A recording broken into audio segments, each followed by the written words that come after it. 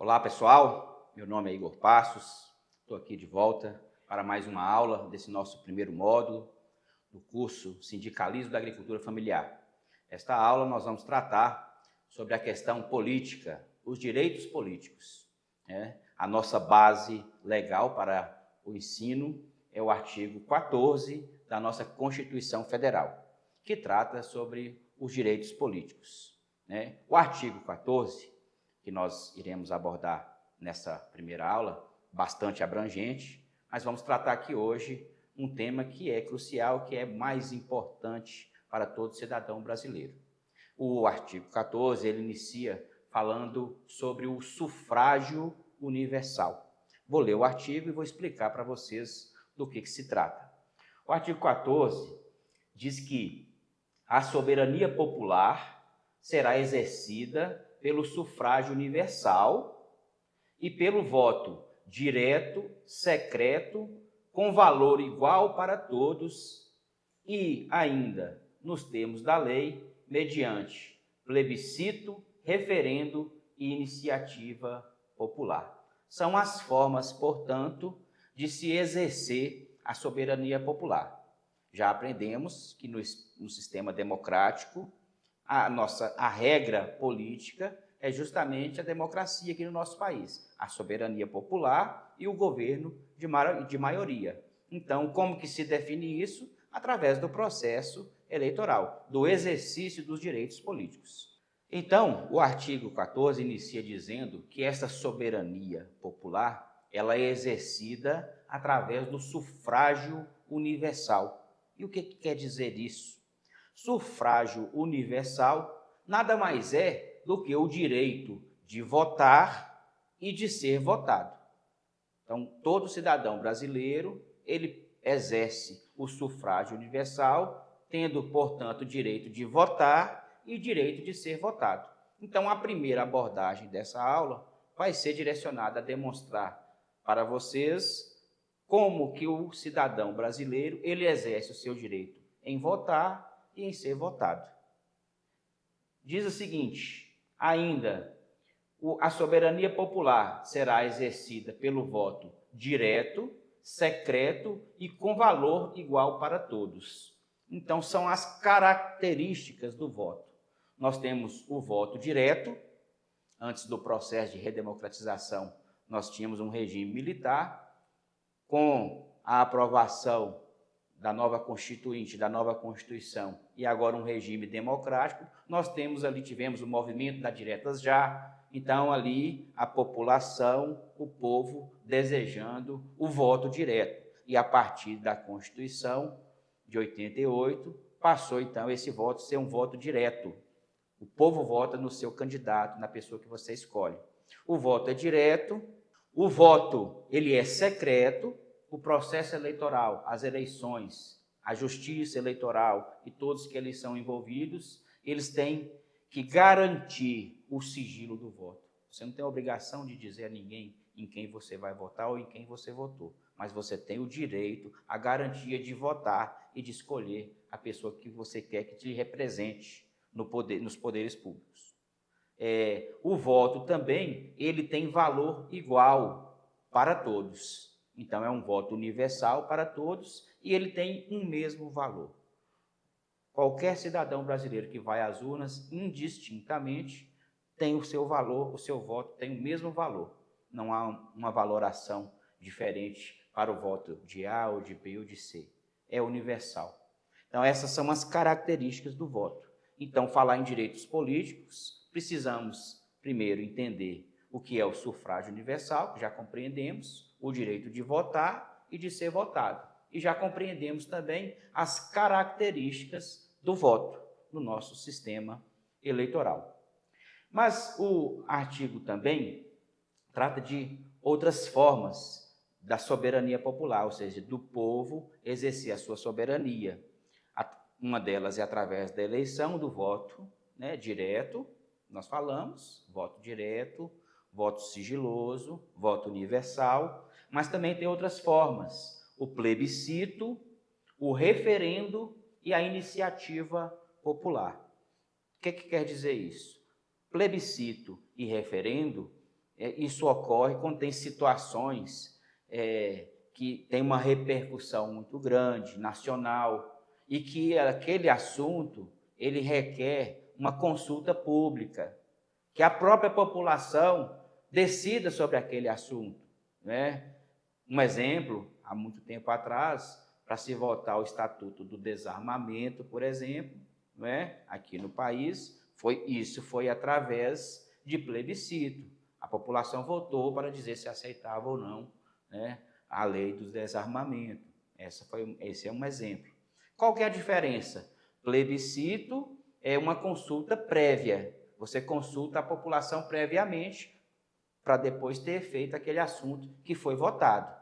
E o referendo, o próprio nome já fala, vai referendar algo que já foi resolvido, mas em razão da urgência ou da necessidade urgente, mas por ser um assunto de grande repercussão, isso é levado depois ali perante a sociedade para que ela vá às urnas e vote efetivamente se aprova ou não, se é a favor ou não daquele assunto. Então, são duas hipóteses de participação popular, né, de exercício da soberania popular. Além da votação no processo eleitoral, então compreendemos o que é plebiscito e o que é referendo, né? E ainda tem mais uma outra forma de exercício da soberania popular, que é a iniciativa popular. Isso está ligado à questão do processo legislativo. Existem leis que elas são de iniciativa popular. Então, a população também tem esse recurso. Tem os requisitos para essa iniciativa popular na elaboração de leis, né? Tem que ter uma quantidade mínima de assinaturas, né? Em um número mínimo de estados, uma proporcionalidade com o eleitorado, mais os eleitores, uma porcentagem mínima de eleitores, em um número mínimo de estados, conseguir um número mínimo de assinaturas que já está descrito na Constituição. Então, a população também consegue apresentar e fazer com que tramite no Congresso Nacional um projeto de lei do seu interesse de iniciativa popular. Então, também é uma forma do exercício da soberania popular, né? Bom, o parágrafo 1º desse artigo, ele fala sobre o alistamento eleitoral. Alistamento é você se alistar como eleitor. O cidadão, ele tem os casos em que ele é obrigatório e que ele é facultativo, se alistar como um eleitor. O artigo diz o seguinte: o alistamento eleitoral e o voto são obrigatórios para os maiores de 18 anos. Então, todo cidadão brasileiro que conta com mais de 18 anos é obrigatório o alistamento eleitoral e o voto. E o inciso 2 diz que são facultativos, o alistamento e o voto são facultativos para os analfabetos, para os maiores de 70 anos e para os maiores de 16 e menores de 18, certo? Então, 3 hipóteses em que o voto, o alistamento eleitoral e o voto é facultativo, não é obrigatório. São eles: o maior de 16 e menor de 18, está ali entre 16 e 18 anos, ele pode votar, é facultativo, não é obrigatório. Se quiser, pode ir se alistar, tirar o título de eleitor e votar, é facultativo. Os maiores de 70, os idosos com mais de 70 anos, não é mais obrigatória a votação, mas a pessoa pode, tem o direito, é facultativo. É facultado ao eleitor brasileiro com mais de 70 anos ir às urnas e votar. E fala sobre os analfabetos. Os analfabetos. Também não é obrigatório, mas é um cidadão brasileiro, tem o direito de exercer a soberania popular, portanto, é facultado também aos analfabetos votar, o direito de se alistar e votar. Então, nós estamos falando aqui, nós falamos que o sufrágio universal é o direito de votar e de ser votado, não é isso? Então, quem tem o direito e o dever de votar é o que nós acabamos de explicar. Quem tem o dever de votar, ou seja, que é obrigatório, todo cidadão brasileiro com mais de 18 anos. E quem tem o direito de votar mesmo não sendo obrigatório, ou seja, sendo facultativo, são, portanto, os que têm entre 16 e 18, os maiores de 70 e os analfabetos. Então, nós aqui compreendemos agora quem são os cidadãos, quem são as pessoas que têm o direito de exercer a soberania popular, né, através do seu voto, se alistando e votando. Também, o parágrafo 2º, ele fala aqui agora quais são as vedações, as proibições, quem não pode se alistar como eleitor. Diz aqui o parágrafo seguinte: não podem alistar-se como eleitores os estrangeiros e, durante o período do serviço militar obrigatório, os conscritos. Então, são duas hipóteses que não pode alistar, não pode tirar o título de eleitor. São essas duas situações. O estrangeiro está morando aqui no Brasil, mas ele é estrangeiro, ele não tem nacionalidade brasileira. Então, ele não pode se alistar como eleitor. E aquele que está no serviço militar obrigatório. Enquanto ele estiver no serviço militar obrigatório, ele não pode se alistar. Ele está à disposição das Forças Armadas, o serviço militar obrigatório. Então, ele não pode se alistar como eleitor nesse período, enquanto estiver conscrito, enquanto ele estiver ali à disposição do serviço militar obrigatório. São as duas hipóteses, então, em que não pode haver alistamento. A pessoa não pode tirar o título de eleitor para exercer a soberania popular. Também, o parágrafo 3º, agora, vai falar sobre condições de elegibilidade. Observe, é um tema vasto, é um tema que a gente vai aprofundar, inclusive, um pouco mais na segunda aula, sobre essa temática de direitos políticos, mas nós já vamos fazer uma abordagem inicial. Porque nós falamos que o sufrágio universal é o direito de votar e de ser votado. O eleitor vota, mas o cidadão ele pode, como eleitor, votar, mas também, como cidadão, ele se candidatar para se eleger. Então, é votar e ser votado. Então, para se eleger ou para ser candidato, você tem que ter condições de elegibilidade. São os requisitos mínimos para que o cidadão queira participar do processo eleitoral, seja um candidato a um cargo eletivo. Então, o parágrafo 3º, ele diz o seguinte, que são condições de elegibilidade na forma da lei. E aí traz aqui os requisitos. Primeiro, a nacionalidade brasileira, tem que ser um cidadão brasileiro, sem dúvida. 2, o pleno exercício dos direitos políticos. O que quer dizer isso?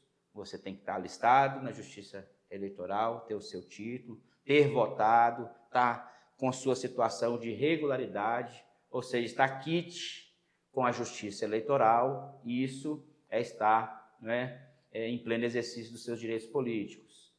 Existem formas de você perder os seus direitos políticos.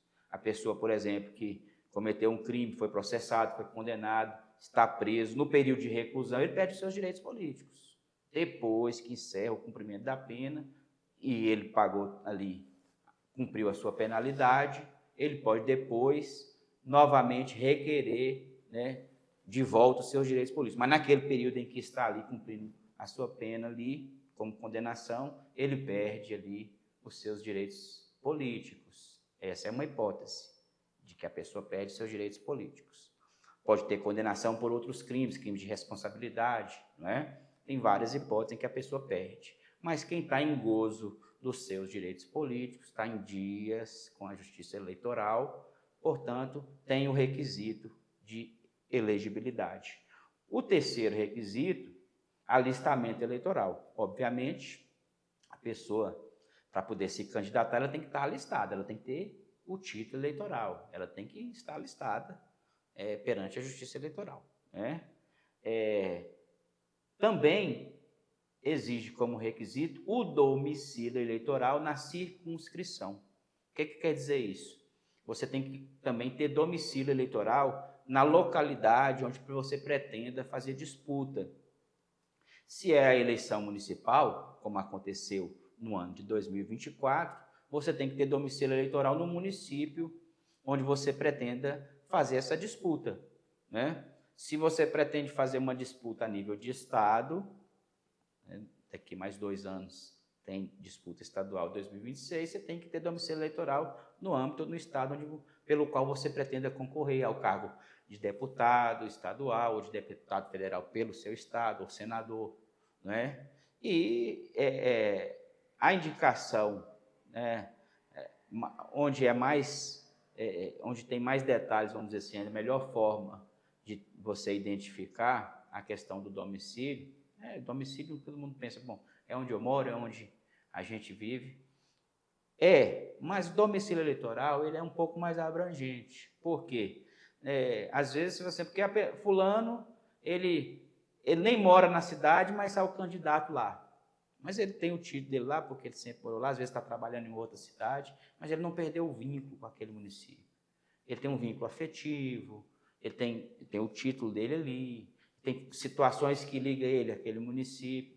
E isso é uma forma que a Justiça Eleitoral entende de você ter o vínculo, de você ter o domicílio eleitoral. E, portanto, você pode fazer a disputa. Não é tão simplesmente ter um comprovante de residência, uma conta de água ou de luz, necessariamente. Não é?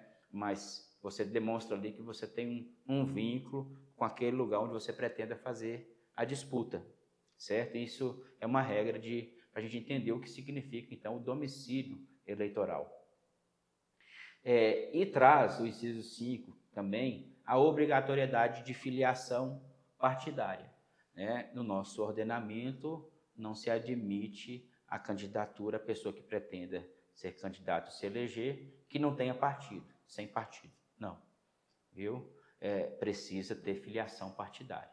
Você precisa, no mínimo, 6 meses antes do pleito que você pretenda disputar, estar filiado a algum partido político. É obrigatório ter a filiação partidária, no mínimo, 6 meses antes do pleito, né? E estabelece o inciso 6, fechando essa primeira parte dos requisitos de elegibilidade, uma idade mínima, né? Tem que ter uma idade mínima para o exercício de cargos eletivos, né? E para cada cargo, para os diferentes cargos eletivos, tem idades diferentes. Vamos conferir? Primeiro, a idade mínima é de 35 anos para presidente, vice-presidente e senador, 35 anos. 30 anos para governador do estado, governador, vice-governador de estado ou do Distrito Federal. 21 anos para deputado federal, deputado estadual ou distrital, prefeito, vice-prefeito e juiz de paz. E a linha D diz 18 anos, idade mínima de 18 anos para vereador. Então vamos dar uma repassada. O artigo traz de cima para baixo, mas nós vamos começar de baixo para cima. Então a idade mínima para um candidato a vereador no seu município, candidato ou candidata a vereador, você tem que ter idade mínima de 18 anos. É a idade mínima para um cargo eletivo, que é o cargo de vereador. Então, eu já conheci vereadores eleitos com 18 anos de idade. Completou 18, teve a eleição logo em seguida, se candidatou, estava iniciando no ambiente acadêmico, no movimento estudantil, e aquele jovem de 18 anos foi eleito vereador, aos 18 anos de idade. Então, a idade mínima para vereador é 18. O outro, inciso diz 21 anos. 21 anos para deputado estadual, deputado federal ou distrital. Quando fala distrital, é lá do Distrito Federal, certo? Prefeito e vice-prefeito, prefeito e vice-prefeito, e juiz de paz, que é quem cuida lá no fórum ali. O juiz de paz, ele não é um juiz togado que passou no concurso da magistratura. Não, é eletivo, é um cargo eletivo. Ele é eleito para exercer ali o cargo de juiz de paz, né?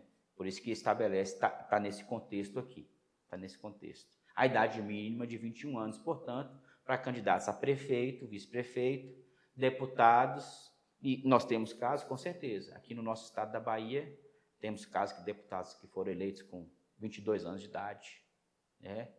Prefeitos igualmente, novos ali, 22, 23 anos, não só aqui no estado da Bahia, no Brasil, né? Muito novos ainda, mas, como nós dissemos no começo da aula, impera aqui no nosso ordenamento a soberania popular. Se a população escolheu e votou, é quem vai governar, seja com 22 ou 23 anos, porque a Constituição fala que a idade mínima para um prefeito é 21, tá certo?